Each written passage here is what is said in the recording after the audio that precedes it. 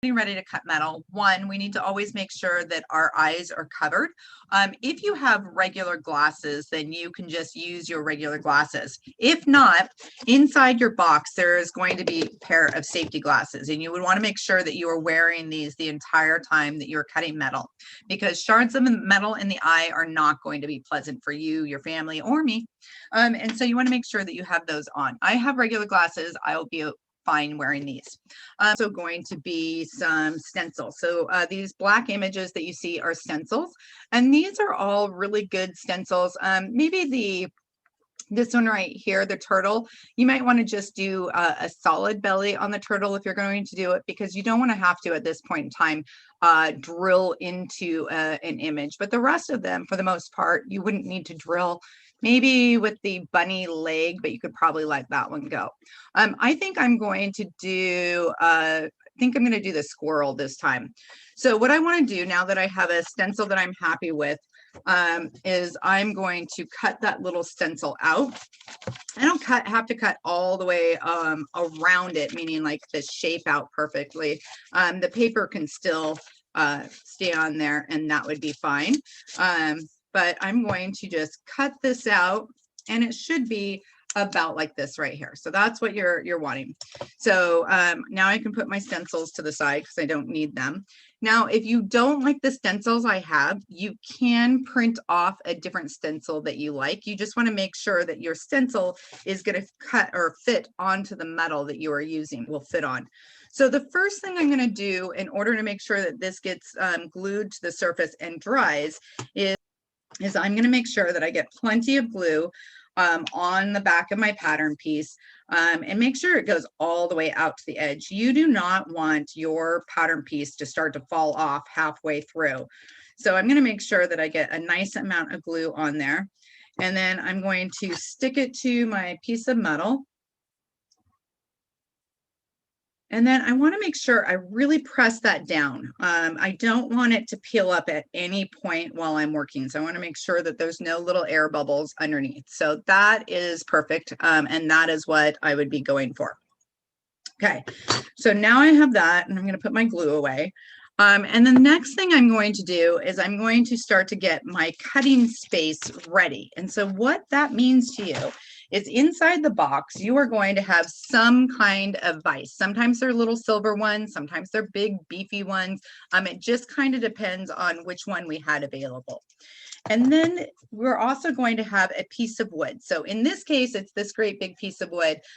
Sometimes they're going to be smaller little squares, and other times they're going to be blocky. It really doesn't matter what kind of bench pin and clamp that you get. So this is called a bench pin. The piece of wood that you're going to work on is called a bench pin, and then the clamp. Now, when we're doing this, I'm just going to turn my screen a little bit so you can kind of see how I would put this on a table. Is I would have it sitting off the edge of the table. So here's my table. You can see this is sitting off the edge. And for this particular one, all I would have to do is come underneath and then clamp it right on the surface. So it's actually clamping to the under part of my table.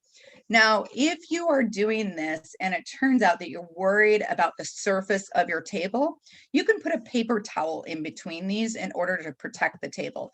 If you're worried about the underneath section of the table, you could always put a piece of paper towel or something down there to help protect that as well. But that is how you're going to put this on here. And it just gets clamped to the surface. And you want to make sure it's tight enough that it's not going to shift on you, but not so tight that you're denting anything. So that is one thing. So you're going to put the bench pin and the clamp, you're going to get that nice and steady to the table where at least probably half of your bench pin is hanging off the edge of the table. The next thing that you're going to want to do is you're going to get your jeweler's saw. So this is your jeweler's saw right here. And when we're working with the jeweler's saw, normally you will not already have a blade in there. In fact, I'm just going to remove my blade just so that we are aware that you're not supposed to generally have a blade in there. If you do have a blade that is sitting in there, you want at least the bottom so that it is loose, and then you can leave the top where it's at. Otherwise, sometimes you'll break your jeweler's saw while it's just sitting in your or you'll break the blade while it's sitting in your jeweler's saw. And so you're going to go get a blade, and the blades that you are going to have are going to be inside this baggie that's inside your box, and you should have a yellow little rag. Don't mess with the rag. It is a special rag that you're going to need later.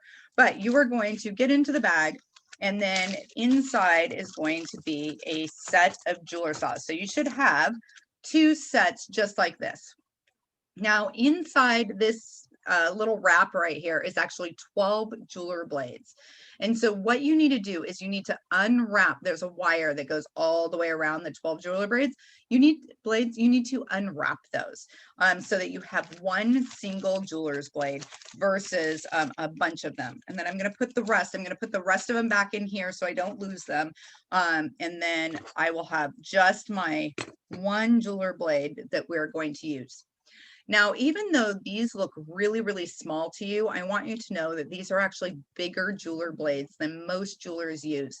So these are a size 2, and the sizes go from whole numbers, so like a size 9 and then 8 and a 7, and they start getting thinner and finer as they go down. So 8, 7, 6, 5, 4, 3, 2, and then this is 2. So a 1 would be about half the thickness of this.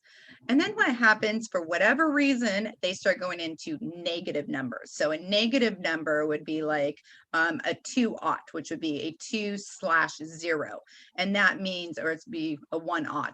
And that means it would be a 1/0. So that's getting smaller and then smaller and smaller. And then pretty soon you're at a, you know, a 7-0, and that would be 7-0. And those are really, really fine. Now, it is easier to cut with the finer blades, but it is generally determined by how thick your metal is.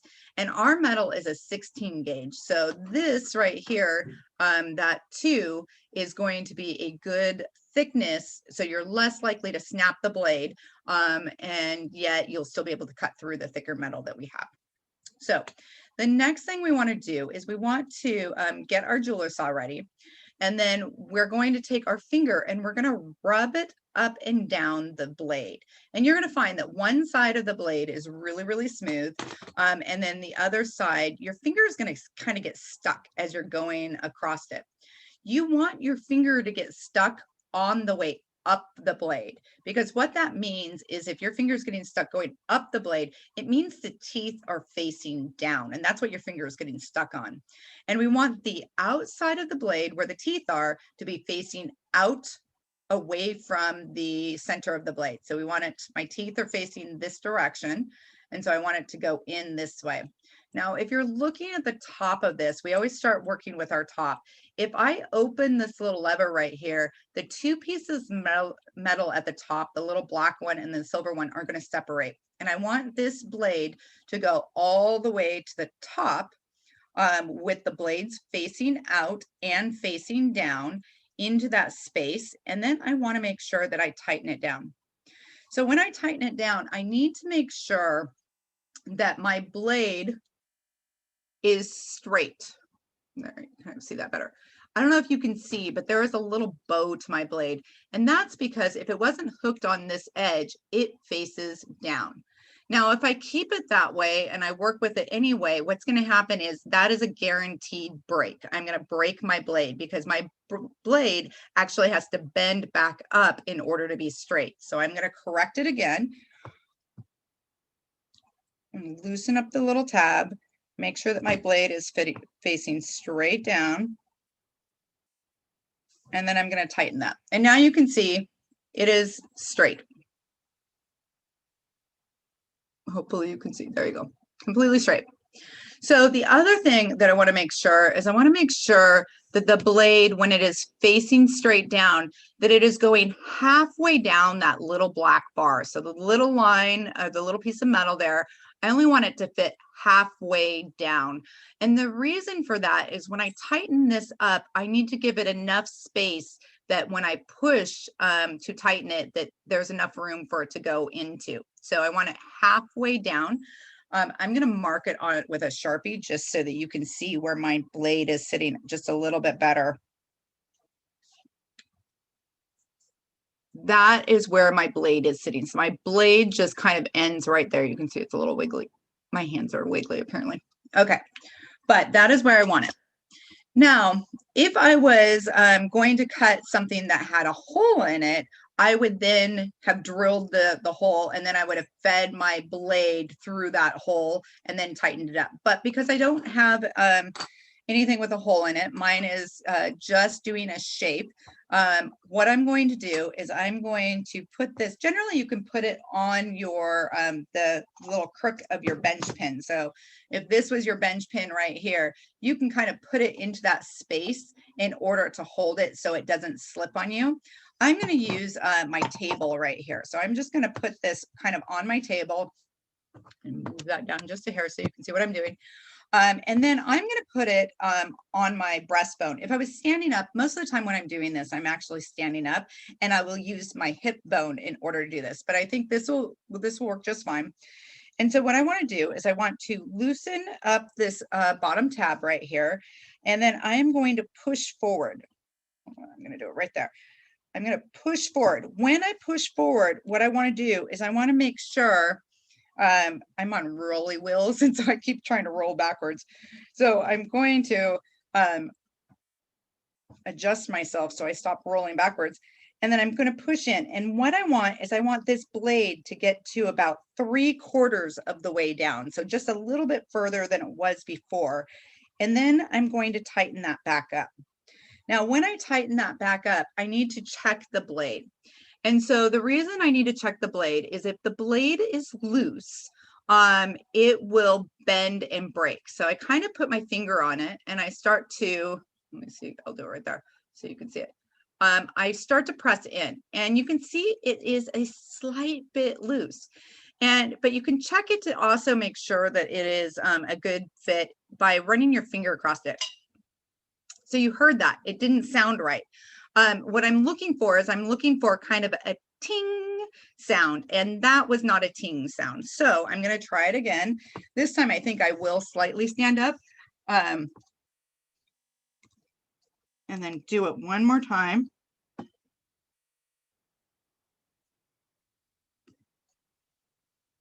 I will check the blade again.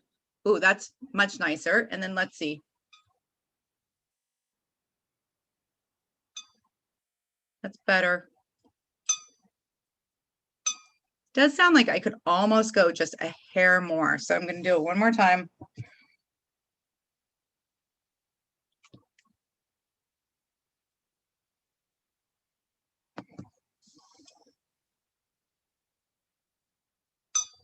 Okay, that's better. Okay, so I can push on it. It's not that loose, and I'm getting kind of a ting sound. So I'm pretty happy with it. And then what I'm going to do is I'm going to switch cameras on you so that you can see from a different point of view.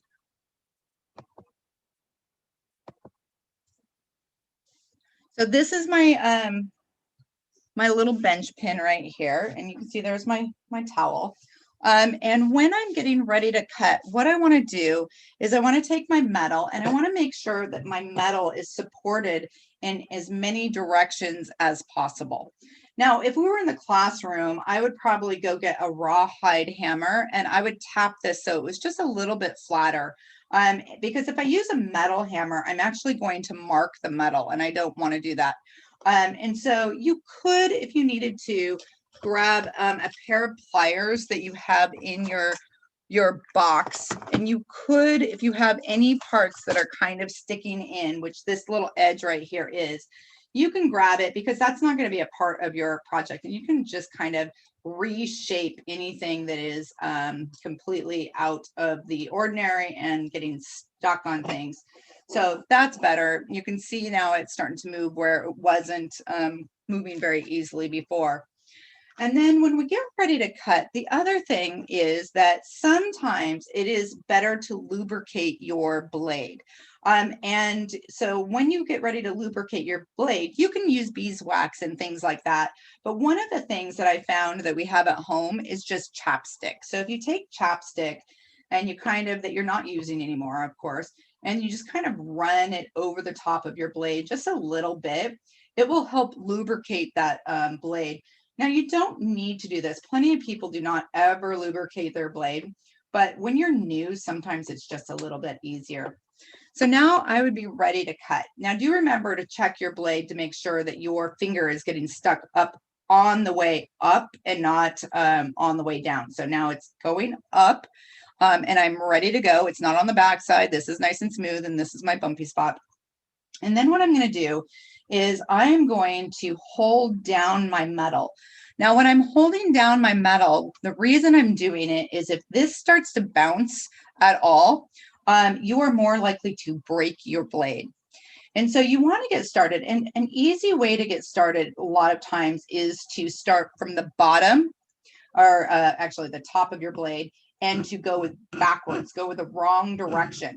And so what I did is I kept doing it until it found a place that it liked. So that means there was a small dent there already. And so that's all I was looking for. And now I'm ready to start cutting.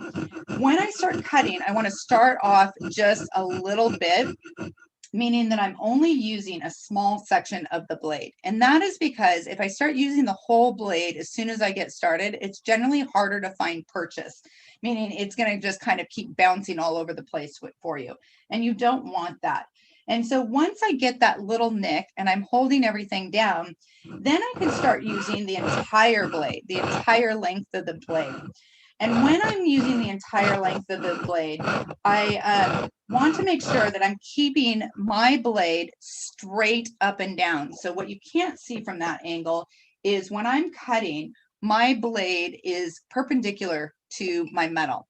If I start to bend in like this, which is a habit of new people cutting, because they feel like they're getting someplace when they do this, what happens is a couple different things. One, it is putting a lot of pressure right on that one spot that it is going into the metal, where this one, being this direction, is not putting any extra pressure on any particular part of my blade.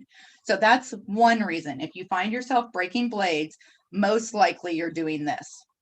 The other thing is if you're not going straight up and down, you're also more likely to start bending it this way when you're at an angle because you're trying to look at it. When you bend it this way, again, you're more likely to break the blade inside that little hole that you've created. So there's my little hole.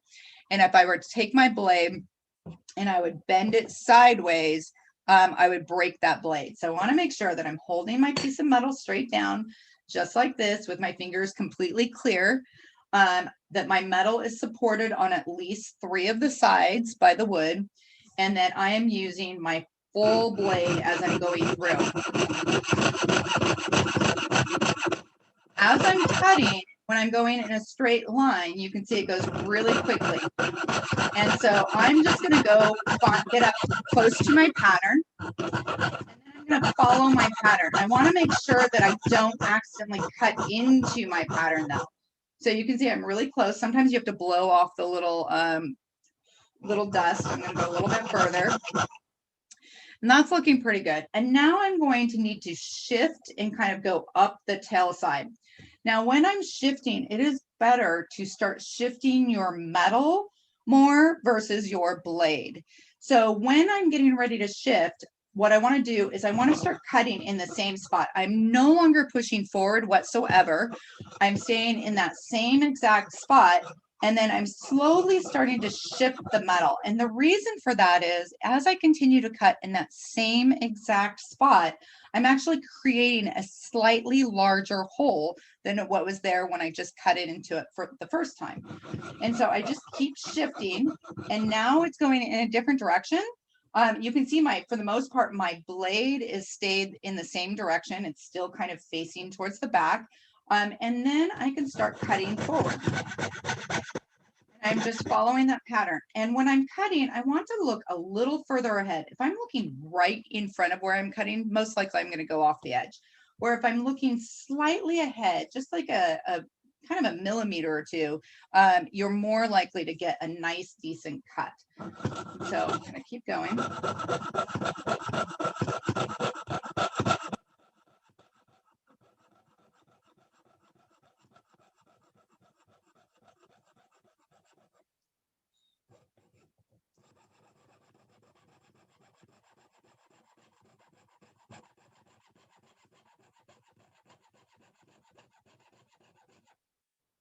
So I'm getting close to the inside of his tail. And even though I'm not ready to start turning yet, I do need to start anticipating the fact that I'm going to need to make that curve. And so when I'm cutting generally straight, I want to use as much of the blade length as I can. The closer I get to a curve, the smaller amount of the blade I'm going to start using. And it allows me to make those extra cuts in order to be able to turn. So I'm turning. Now I'm using less of my blade. Everything out of the way so I can see what I'm doing.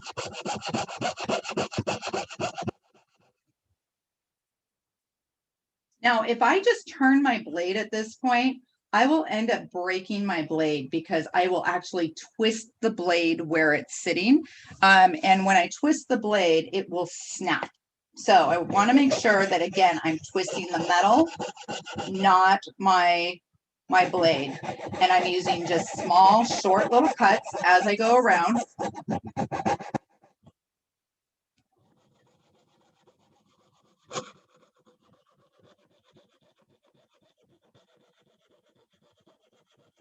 Now I'm straight again. Entire blade.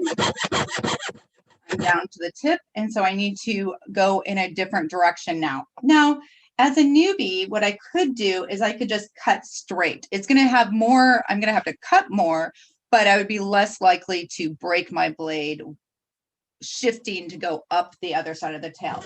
But you guys know the secret, and that is short little curves, slowly, slowly, slowly changing the blade. If you start to feel it get stuck a little bit, just slow down and stay right where you're at.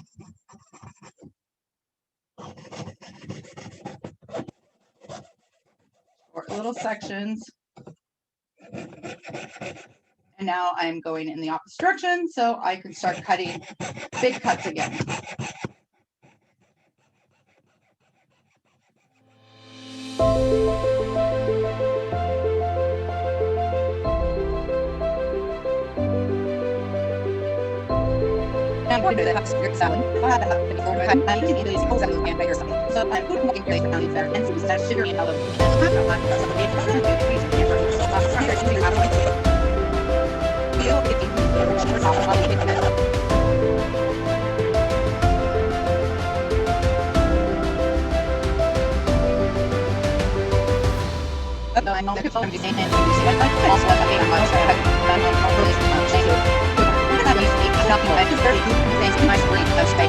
So I'm going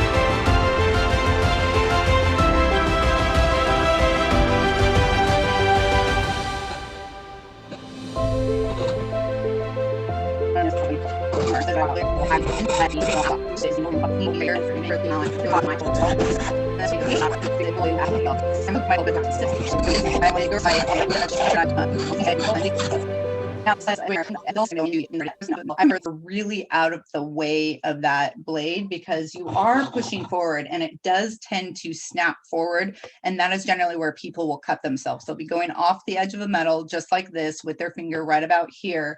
And they're just cutting along and all of a sudden there's no metal left to hold the blade back and they run right into their fingers. So you really want to, at that last space, move your fingers out of the way. Oops, I dropped them on the floor. Okay, so one, you can see that now it is the section that is connected to the saw is the scrap piece. So in this case, this would be a scrap piece. You can see that I could possibly use this as part of a design, but I did have to cut through it.